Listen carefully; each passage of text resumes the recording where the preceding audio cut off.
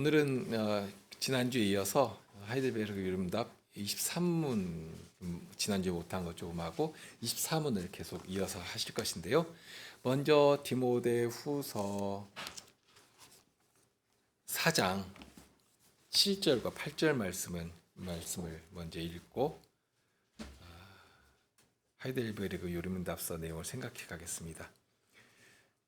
4장 7절 8절입니다. 내가 선한 싸움을 싸우고 나의 달려갈 길을 마치고 믿음을 지켰으니 이제 후로는 나를 위하여 의의 면류관이 예비되었으므로 주 곧 의로우신 재판장이 그날에 내게 주실 것이니 내게만 아니라 주의 나타나심을 사모하는 모든 자에게니라. 23주일에서는 이미 이 땅에서부터 의로운 백성으로 살아갈 수 있도록 해주셨는데 이 선물을 어떻게 받을 수 있는가 하는 문제를 생각했습니다. 주의할 단어가 있다고 했는데요. 선물이라고 하는 단어입니다. 하나님의 은혜로 받는데 이 모든 것이 하나님의 선물이다 하고 가르치는데요. 그러면서 이 선물의 내용이 무엇인지도 알려주고 있습니다. 육신문에 보면 참된 믿음, 그러니까 참으로 믿는 사람들의 마음에 강하게 작용하는 선한 심정이 하나 표현되어 있습니다. 그것은 양심의 고소입니다. 이 부분이 그 중생한 사람, 그러니까 새 생명을 받은 사람의 아주 중요한 생명 활동의 특징이 될 것인데요. 그러니까 믿는 사람의 특징 가운데 하나가 바로 이 성신께서 주시는 선한 양심을 가진다 하는 것입니다. 그러니까 전에 있던 대로 보면 말 그대로 양심이 화인 맞은 그런 상태입니다. 그래서 거짓을 분별을 못합니다. 양심이 있긴 있지만 그 작용이 대단히 비틀어져 있는 것이죠. 한정적입니다. 그런데 믿는 사람들은 그 양심이 살아나는 것입니다. 그래서 양심을 따라 살아갈 때 선한 결실을 맺기까지 해주십니다. 베드로전서 3장 16절 말씀을 우리가 배웠는데요. 선한 양심을 가지라 하고 말씀하셨죠. 그러면서 이는 그리스도 안에 있는 너희의 선행을 욕한 자들로 그 비방한 일에 부끄러움을 당하게 하려 함이라. 그러니까 이 양심으로 살아가는 일의 결과도 어떠한 것인지, 그러니까 비방하는 그 사람에 대해서 오히려 부끄러움을 당하도록 만들려고 하는. 그런데 이 선한 양심은 가만히 있어도 되는 것은 아닙니다. 그러니까 주님께서 주셨기 때문에 늘 훈련을 하고 선명하게 하고 민감하게 만들어가야 합니다. 그러니까 중생했으니까 저절로 이 선한 양심이 깨끗함을 유지할 수 있는 것이 아니라 하는 말씀입니다. 새롭게 되었으니까 생명의 작용을 발휘해서 선한 양심이 아주 그 기능을 활발하게 할 수 있도록 자꾸 훈련을 해가야 합니다. 무슨 일을 볼 때, 무슨 일을 볼 때에도, 무슨 일을 행할 때에도, 결정할 때에도, 분별할 때에도 이 선한 양심을 이렇게 움직여서 해야 하는 것입니다. 자, 그런 양심인데요. 그런데 이제 문제가 발생하는 것이죠. 아주 민감해졌습니다. 민감해졌는데 외부에 대해서도 민감할 뿐만 아니라 자신에 대해서도 아주 민감하게 변해버리는 것입니다. 그러니 전에는 아무렇지도 않게 했던 것들이 하나씩 하나씩 다 걸립니다. 남들도 다 그렇게 살고 오히려 나는 훨씬 다른 사람에 비하면 그래도 양심적이다 하고 이렇게 생각했는데요.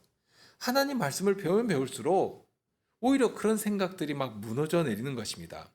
하나님의 말씀에 순종하려고 하면 할수록 하나님의 뜻에 온전히 순종하지 못하는 자신의 모습을, 그 죄를 더 확연하게 발견하게 되는 것입니다. 그러니까 이런 양심의 고소라고 하는 것, 이것은 그저 그냥 세상 사람들이 사는 방식대로 또는 덤덤히 살아가는 사람들에게서는 찾을 수 없는 아주 독특한 부분입니다. 그러니까 하나님의 말씀에 민감할수록 정말 이 양심의 활발한 움직임으로 인해서 양심이 찔리는 일들, 양심의 고소가 더 들어오는 것이죠. 예수님의 말씀이 참 옳게 느껴지는데요. 예수님께서는 형제를 향해서 라라 하는 자마다 살인한 자라 하는 말씀을 가르쳐 주셨지 않습니까?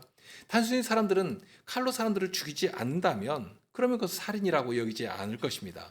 그런데 예수님께서는 미워한 자마다 혹은 형제를 욕한 자마다 그것은 살인하는 것이다 하는 이런 말씀을 다 하실 때 그 말씀이 심하게 걸리는 것입니다. 그저 나는 사람을 해치지 않았어 하고 예전에는 오히려 다른 사람들보다도 훨씬 더 도덕적으로 살아갔다 이렇게 생각을 했는데 주님의 말씀이 내 앞에 딱 있을 때 정말 사정없이 나를 이렇게 자책감에 들도록 만드는 것입니다. 심지어 예수님께서 원수를 사랑하라는 말씀도 하지 않으셨습니까? 그런데 원수는 그만두고 가까이 있는 이웃 하나도 사랑할 수 없는 나의 모습을 보면서 정말 자책감이 드는 것입니다. 내가 이렇게 살면서도 믿음으로 살아가는 사람이라고 할 수 있겠는가?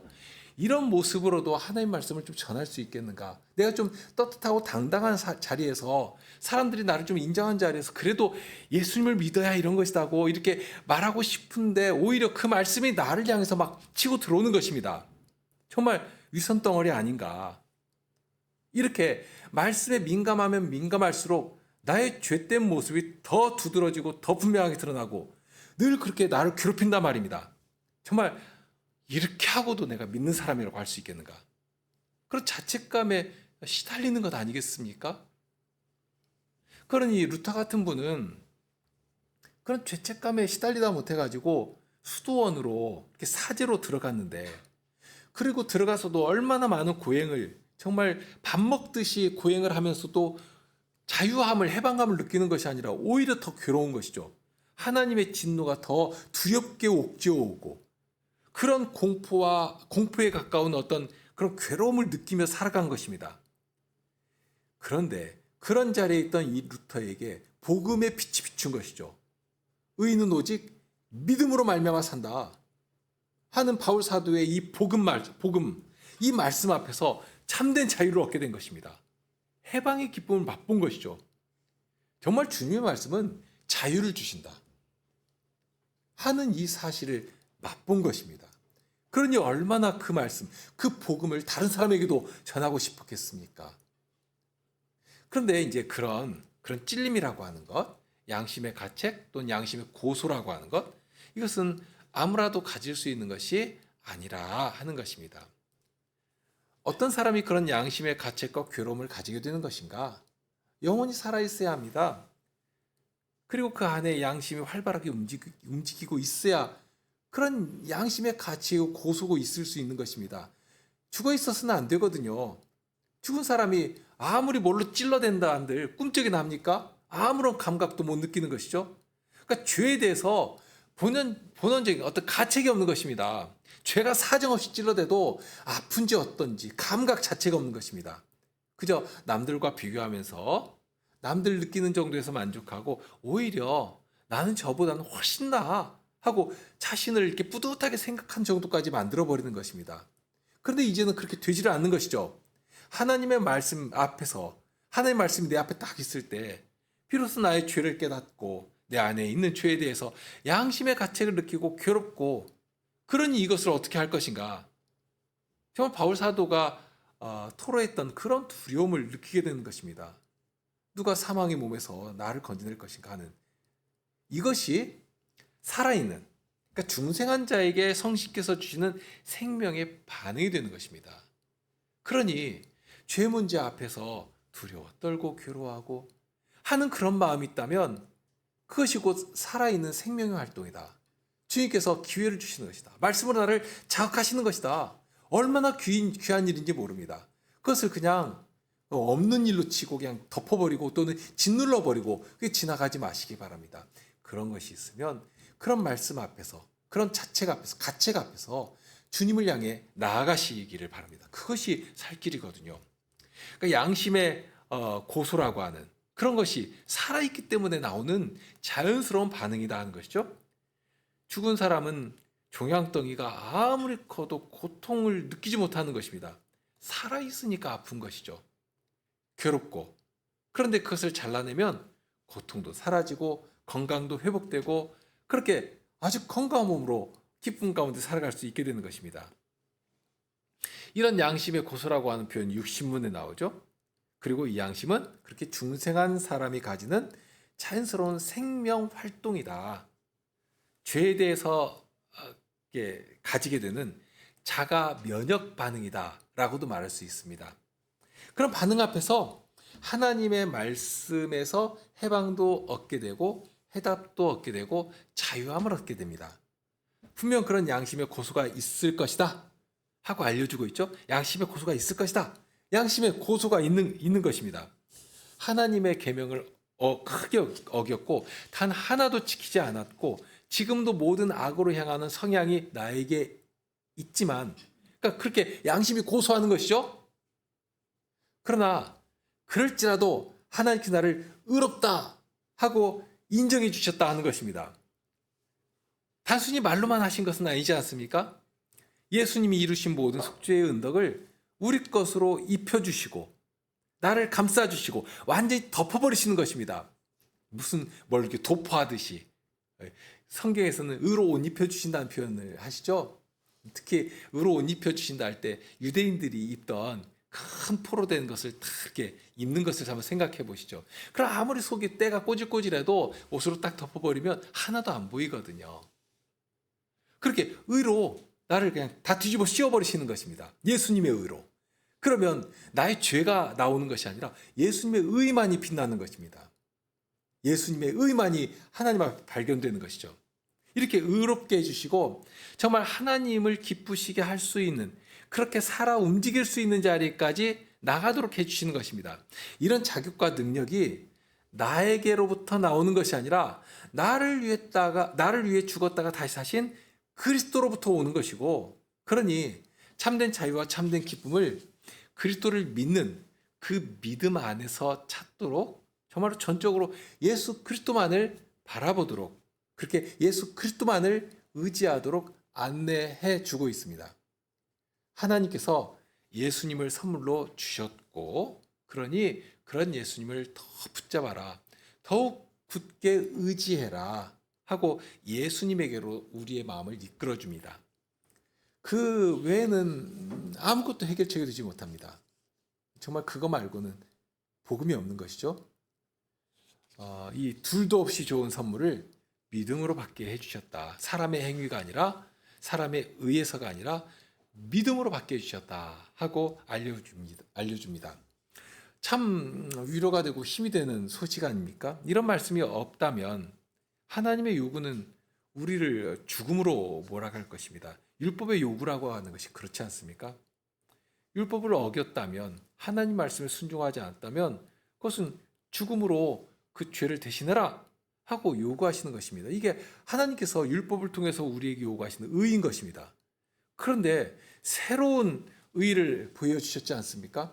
예수 그리스도 안에서 이루신 구원의 은혜를 우리의 의로 허락하여 주시고 입혀주시고 정말 구원의 은혜를 마음껏 누릴 수 있도록 해 주신 것입니다. 이 모든 것을 믿음으로 받게 해주셨다. 믿으면 된다 하고 알려주십니다. 정말로 기쁜 소식이 아닐 수 없습니다. 양심의 고소가 있을지라도 이제는 이 말씀을 들을 때 정말 숨이 쉬어지고 자유를, 해방감을 얻게 되는 것입니다. 자, 그런 가르침 위에서 24주일에 조금 더 생각을 발전시키는데요. 24주일의 내용들, 세 개의 질문이 나오는데 이 세 개의 질문을 보면 누구라도 생각하고 이렇게 질문을 던질 수 있는 그런 내용들입니다. 그런 내용들을 이렇게 아주 선별해 가지고 세 개로 딱 요약해서 그 질문을 하고 있는데요. 답은 잠시 뒤로 밀어두시고요. 질문들만 따로 모아서 한번 보시죠. 24주일에 62문부터 64문까지 나오는데 질문만 따로 떼어서 보면 이렇습니다. 62문을 보면 우리의 선행은 왜 하나님 앞에서 의의가 될 수 없으며 의의 한 부분이라도 될 수 없습니까? 그러니까 우리의 선행이 강조되어 있죠. 자, 그러면서 63문은 하나님께서 우리 선행에 대해 이 세상과 오는 세상에서 상 주겠다고 약속하시는데 그래도 우리의 선행은 아무 공로가 없다고 할 수 있습니다.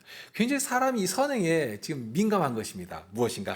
내가 하는 것, 내가 만들어내는 것, 이런 것. 자, 그러면 63문은 이러한 가르침으로 말미암아 사람들이 무관심하고 사악하게 되지 않겠습니까? 하고 질문합니다.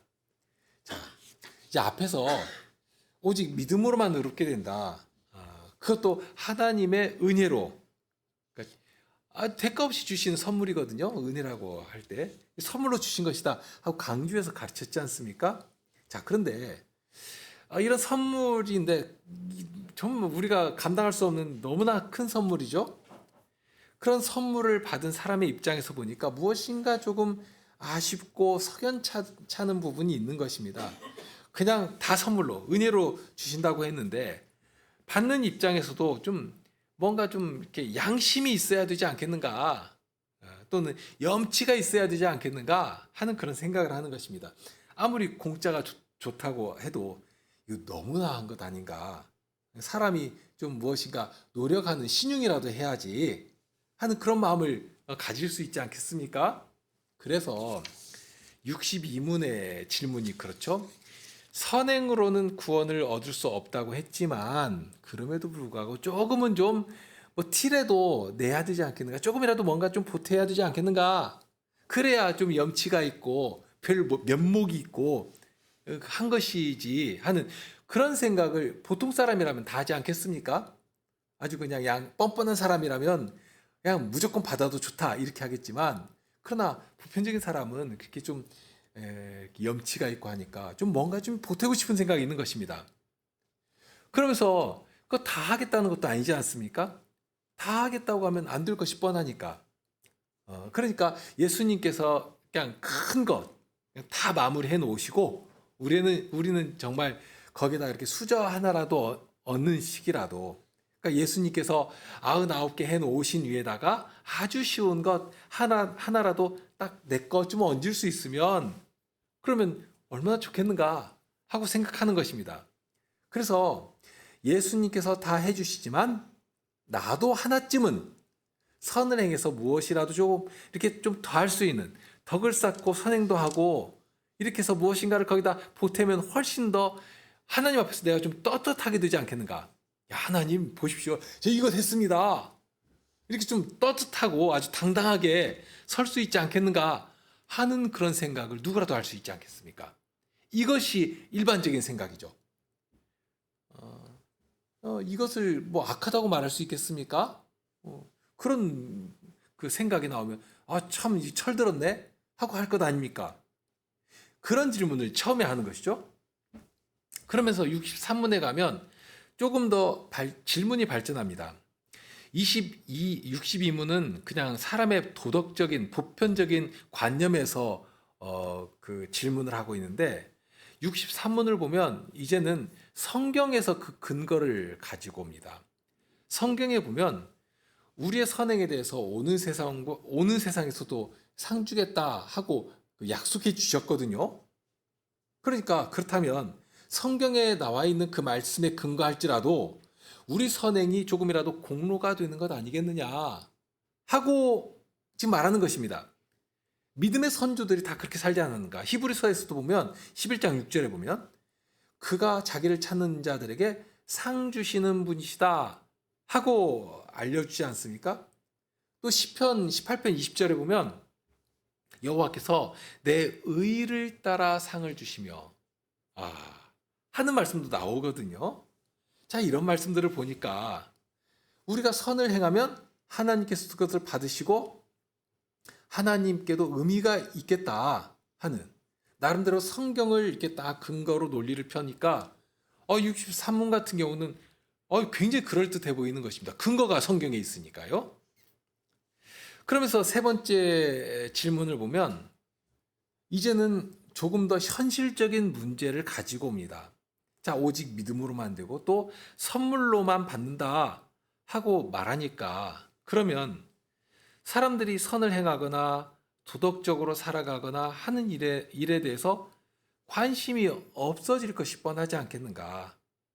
그래서 아주 악하게 되지 않겠는가 하는 생각으로 이렇게 생각이 뻗쳐나가는 것입니다. 상당히 근거가 될 수, 상당히 그럴듯한 그런 주장이죠. 기왕에도 사람이 악해가지고 착한 일을 하라고 말만 하면 착한 일을 안 합니다. 어릴 때부터 훈육을 해야지 겨우 사람 꼴이 바뀔까 말까 한 정도인데, 그런데 사람의 선행이라고 하는 것은 하나님 앞에 아무런 공로가 되는 것이 아니다. 오직 은혜로만 받는 것이다. 믿기만 하면 된다 하고 말하니까 사람들이 아주 나태해지고 또 악을 행하는데 아주 무덤덤해지고 하는 그런 것 아니겠는가 하는 이런 현실적인 일들을 놓고서 질문을 하고 있는 것입니다. 상당히 논리적이죠. 그리고 사람들이 얼마든지 가질 수 있는 그런 질문들입니다. 그런데 우리가 주의해서 봐야 할 것이 있는데, 이 질문의 출발점이 어디에 뿌리를 두고 있는가 하는 것입니다. 이 세 가지 질문에 공통점이 있는데, 이 세 가지 질문의 출발이 성경에서부터 나오는 것은 아니다 하는 것입니다. 63문은 나름대로 성경에서 끌어모으고 있는 것이지만 모두 사람의 생각에서 나오고 있습니다. 그렇기 때문에 사람들에게는 호소력이 있습니다. 그렇지, 내가 정말 궁금해하는 것이 바로 이거야 하고 동의할 만한 그런 질문들이 될 수도 있습니다. 그런데 주의할 것은 이것이 사람의 논리에는 참 그럴듯하게 보여도 하나님께서 내놓으신 해답과는 다른 방향을 가리키고 있다는 것입니다. 그러니까 우리의 이 관점을, 우리의 시각을 살짝 틀어가지고 다른 것을 보도록 만든다 하는 것입니다. 이런 것들을 주의해야 하는데요. 질문이 어디를 향하도록 하는가, 무엇을 바라보도록 하는가 하는 것을 우리가 늘 주의해야 합니다. 죄가 처음에 가입할 때도 그렇습니다. 죄가 없던 그 에덴 동산에 처음 들어올 때도 사탄이 이 사람에게 질문했던 그 질문을 보면 굉장히 교묘하거든요. 동산에 많은 과일들이 있는데 정말 무수히 많은 과일들이 있었죠. 그런데 그 동산의 이 모든 과일들을 정말로 하나님께서 먹지 말라고 하시더냐 하고 질문하는데, 그 질문은 의도가 있는 질문이었습니다. 그렇죠? 그래서 좋은 질문은 좋은 답을 이끌어내지만 나쁜 의도를 가진 질문은 생각을 비틀어지게 만드는 것입니다. 교묘하게 틀어지게 만들거든요. 그래서 좋은 스승, 지혜로운 스승을 만나는 것은 참 자체로 복이 됩니다. 부모님들은 지혜로운 스승이 되어야 할 것이고요. 그런 면에서 먼저 지혜의 근본이신 그분에게서 잘 교훈을 받아야 할 것입니다. 이런 말씀에서도 우리가 교훈을 얻게 되는데요. 비록 질문은 그렇게 사람의 관점에서 출발하지만 우리 선조들은 그런 질문을 두고서 그거 의도가 의심스럽다, 또는 악하다, 출발이 잘못되었다 하고 이렇게 단박에 딱 갈라쳐버린 것이 아니라 따뜻한 마음으로 받습니다.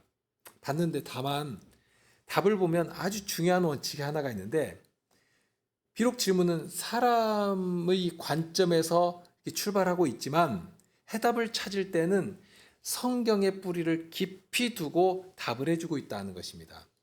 이것이 정말 지혜로운 답변의 태도입니다. 62문의 질문은 두 가지입니다. 우리의 선행이 왜 의가 될 수 없는가 하는 것이고요. 두 번째는 의의 한 부분이라도 들 수 없겠는가 하는 질문입니다. 그리고 이 질문은 나름 도덕적인 사람들이 할 수 있는 질문입니다. 그러니까 나름 사람들과 이렇게 비교해 볼 때도 선하게 살았다, 그리고 지금도 다른 사람에게 패기치지 않고 살아간다 하는, 소위 법 없이도 살아간다는 사람들 있지 않습니까? 그런 사람들이 이런 말을 할 수가 있는 것입니다. 그런데 가만 보면 이런 식의 말이라고 하는 것은 하나님 앞에서는 자기의 분수를 모르는 말이 됩니다. 물론 사람들은 비교적 착하게 살 수 있습니다. 그러나 아무리 착하다고 해서 어떤 사람은 뭐 이런 식으로 말할 수도 있겠죠. 정말 하나님은 99개 하시고 나는 하나만 하나만 해도 안 되겠습니까 하는 그런 말을 할 수도 있겠고, 또 어떤 사람은 아주 뻔뻔해 가지고 내가 아주 그 나름대로 굉장히 신실한 사람이니까 내가 99개는 할 테니까 하나님께서 그냥 하나만 딱 도와주시면 됩니다. 그 하나만 도와주시면 이거 완성됩니다 하고 말할 수 있는 사람도 있을 것입니다. 그런데 그렇게 사람끼리 보면 나름 차이가 나는 것처럼 보이겠지만 하나님께서 보실 때는 뭐 99이나 하나나 똑같은 것입니다. 오죽하시면 하나님께서 아드님을 주셔서 이 문제를 해결하시겠습니까? 다른 방법이 없기 때문에 사람이 정말 하나라도 보탤 수 있고 또 보태서 가능성이 있다면, 가능성이 하나라도 남아있다면 예수님께서 십자가상에서 나의 아버지, 나의 하나님, 어찌하여 나를 버리셨습니까는 그런 외침을 들으시면서도 그런 외침을 하시는 예수님을 외면하실 정도로 그렇게 버리셨겠는가?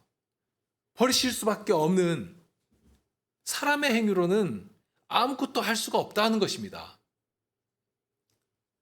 그런데 이런 일은 정말 교회가 처음 출발할 때부터 교회를 괴롭히기 시작했습니다. 예루살렘 공회의가 교회 역사에서 처음으로 모이는 교회 회의인데요. 공회의인데요. 거기에서 결정된 내용이 무엇인가 하면 이방인 중에서 하나님께로 돌아온 자들을 괴롭게 하지 말라는 것이었습니다. 특히 이제 율법의 일로 괴롭히지 말라는 것이었거든요. 그러니까 유대인들의 주장이 이랬습니다. 예수님을 믿어야 한다. 믿음으로 구원을 얻는다. 그 틀림없다. 하지만 믿는 것만 하면 안 되고 하나님께서 구약 경륜 가운데 우리에게 주신 율법이 있지 않느냐? 그거 하나님의 말씀은 아니냐? 그러니 그 말씀도 지켜야 하는 것이다. 율법의 일도 아주 중요한 교훈이다. 그거 지켜야 하는 것이다. 하고 강조해서 가르친 것입니다. 그러니까 사람들이 아주 혹하는 것이죠. 그러니까 61문의 질문에 나오는 그런 심정을 건드리는 것입니다. 믿어야 하지만 무엇인가 좀 보탬이 될 수 있어야 하지 않겠는가? 하는 그런 사람들의 심리를 아주 정확하게 파고 들어가는 것이죠. 그럴 때 교회는 처음부터 아주 명확하게 그리고 단호하게 그 일을 정리했습니다. 아니다 하는 것입니다. 갈라디아서에서 사도가 전한 말씀도 그런 아주 중요한 문제를 다루고 있거든요. 자꾸 율법의 행위를 강조하니까 우리도 조심해야 하는데요. 믿음의 행실이라고 하는 것. 믿는다 하면 무엇인가를 행해야 하지 않겠는가 하고 행위를 이끌어내면서 문제는 그렇게 해서 자기를 의지하게 만들고 무엇인가 했다는 뿌듯함도 느끼도록 만들고 결국에는 그 중심에 자기를 의지하고 자기를 자랑하려고 하는 그런 일들이 반복되어 일어난다 하는 것입니다. 사도는 우리가 전한 복음 외에 다른 복음을 전하면 천사가 전할지라도 저주를 받는 것이다 하고 선언했습니다. 할례를 받아서 다른 사람에게 인정받으려고 하는 것. 또 내가 무엇인가 공덕을 쌓았다고 하는 성취감도 만들어내고 믿는다면 선행도 하고 다른 사람들에게 보여줄 만한 뿌듯한 무슨 일인가도 하고 하게 만드는 것입니다. 그렇게 사람을 자랑하고 의지하도록 만들어 갔습니다. 그리고 이런 가르침과 주장은 굉장한 효과를 발휘하거든요. 효과가 없는 것이 아닙니다. 우리 교회는 헌장에서부터 우리 교인이라면 자원하는 심정으로 봉사해서 교인됨을 자증하라고 했습니다. 하지만 실은 더 효과적으로 사람의 열정을 끌어내기 위해서는 무엇인가를 이렇게 시키고 성취하고 그렇게 하지 않으면 안 되는 분위기를 만들고 교회가 시키는 일을 해서 그 사람들 앞에서 이렇게 칭찬도 받도록 하고 서로 경쟁심도 부추기고 그러면서 그거 하나님께서 아주 기뻐하신 일이라고 잘했다고 다들 부러워하도록 만들고 하면 교회도 부흥되고 교회도 잘 되는 것입니다. 사람들이 아주 열심을 내는 것입니다. 그런데 거기에 강하게 심어지는 것은 사람을 의지하고 사람을 자랑하도록 만드는 것이거든요. 그리스도만이 높이 되셔야 하는데 교회에서는 오직 그리스도만이 높이 되셔야 하는데 그렇게 두지를 않고 자기 행실을 자랑하고 의지하게 만드는 것입니다. 만일 자기 행위를 의지하려면 정말 100%의 순도로 행해야 하나님 앞에서 인정받을 하나의 의의가 만들어지는 것입니다. 내가 이만큼이라도 했으니까 이런 정도라도 하나님께서 아주 받아주시고 나름 굉장히 열심히 하고 헌신적으로 하고 그랬으니까 이만한 정도라도 하나님께서 아주 어여삐 여겨주시고 이제 그 나머지는 하나님께서 은혜로서 채워주셔서 이런 복을 내려주십시오 하고 나온다면 그것은 하나님을 하나도 의지하지 않는 자나 다를 것이 없이 똑같을 뿐입니다.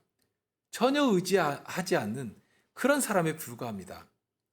전부가 아니면 아무것도 아니다 하는 사실이 여기에서도 적용되는 것이죠. 그런 태도는 일상에서도 너무 자주 드러납니다. 그런 식으로 자기 의의를 자랑하니까 무슨 일인가를 할 때도 늘 앞서는 게 자기입니다. 자기 목적, 자기 성취, 자기 이상 이런 것을 앞세웁니다. 그러면서 어려움이 생기고 조금 무엇인가 터덕거리고 하게 되면 그때에 가서 하나님의 도움을 간절히 요청합니다.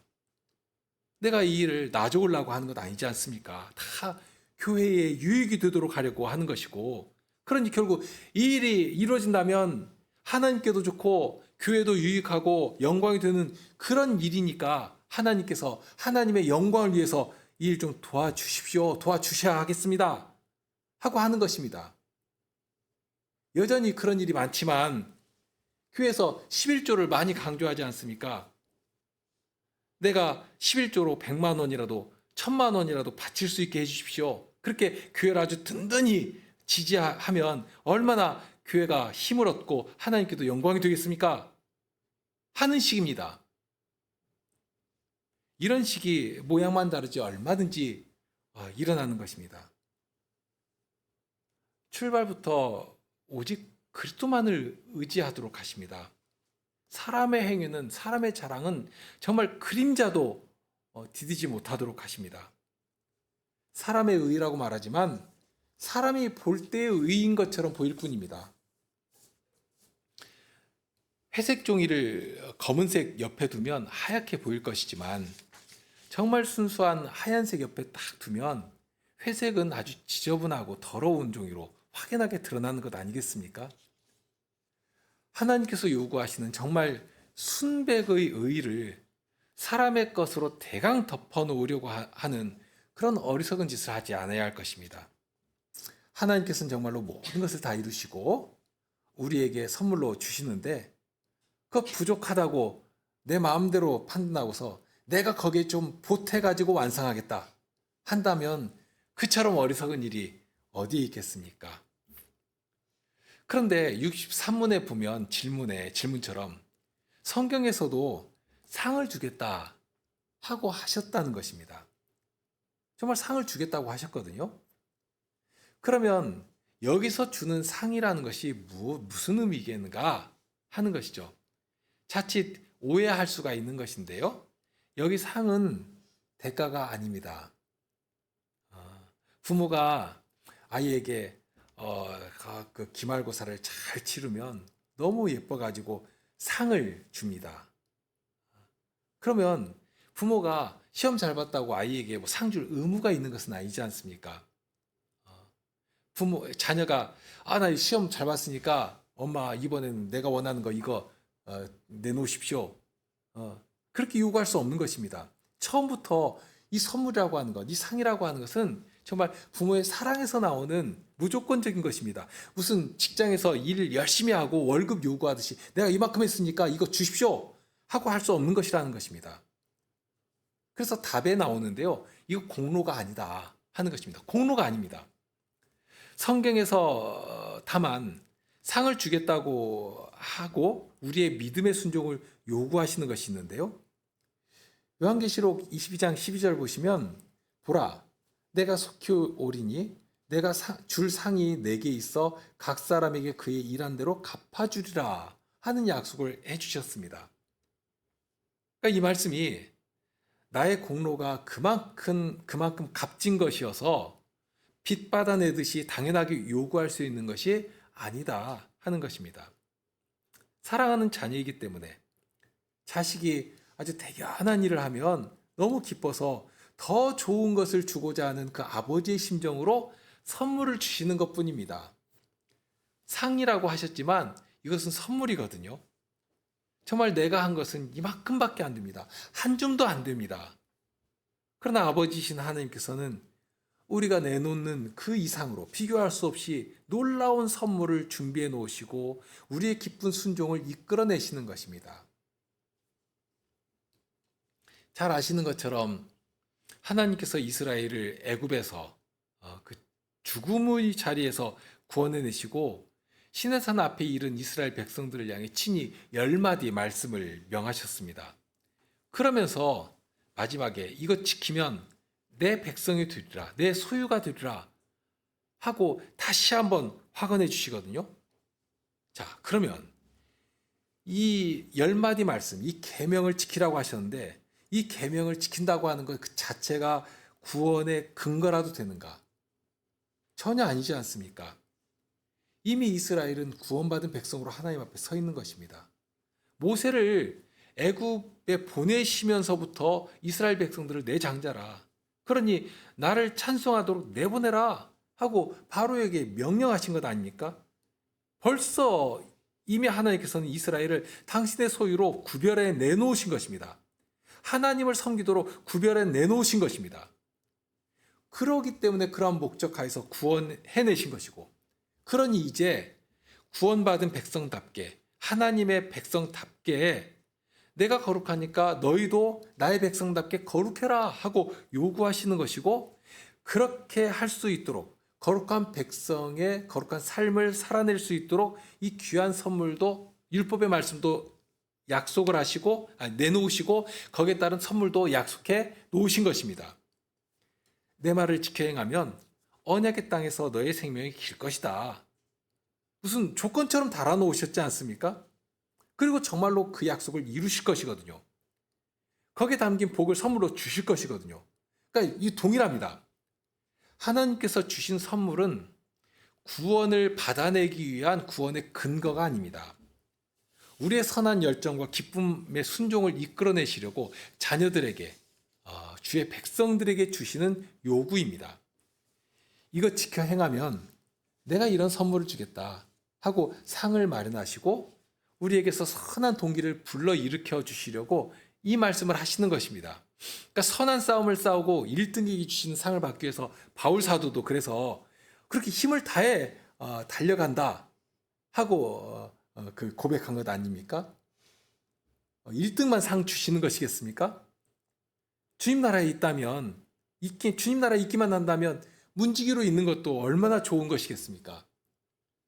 정말 그런 나라에, 그런 하나님의 나라에 들어가는 것만 하여도 좋은 것인데, 모든 순종한 주의 자녀들에게는 이런 복된 상을 예비하시고 이렇게 상을 주시려고 기다리시는 것이고, 그것을 알려주시면서 아주 기쁨으로 정말 우리 안에 선한 열정을 가지고, 그러니까 세상이라고 하는 것은 치열하게 경쟁하면서 다른 사람의 희생 위에다가 자기의 행복을 쌓아 올리려고 하는 그런 방식이 적용되는 것이지만, 하나님의 나라는 그런 치열한 경쟁이 아니라 정말 선한 싸움을 싸워가면서 이 경주를 마치도록 독려하고 나에게 주신 것으로 섬기고 봉사하고 형제를 세워가고 이렇게 손을 맞잡고 가면서 이 상을 위해서 달려가는 것입니다.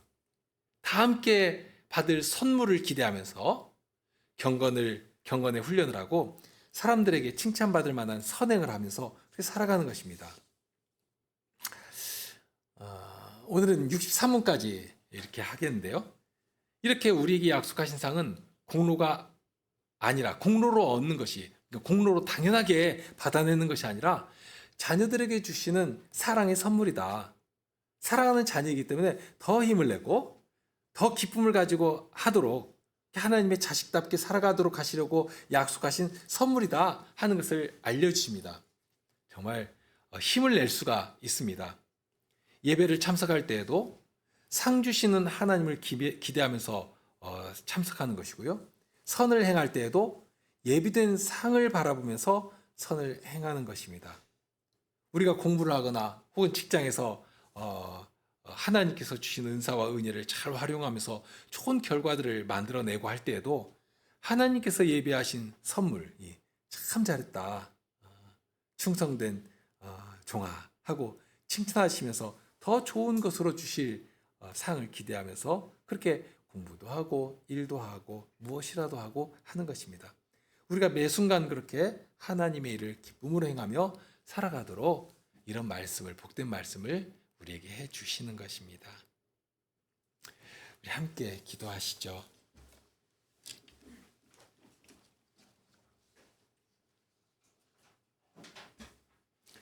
오늘 또 주의 의로 저희를 감싸 주시니 의로운 백성으로 하나님 앞에 이르게 됩니다.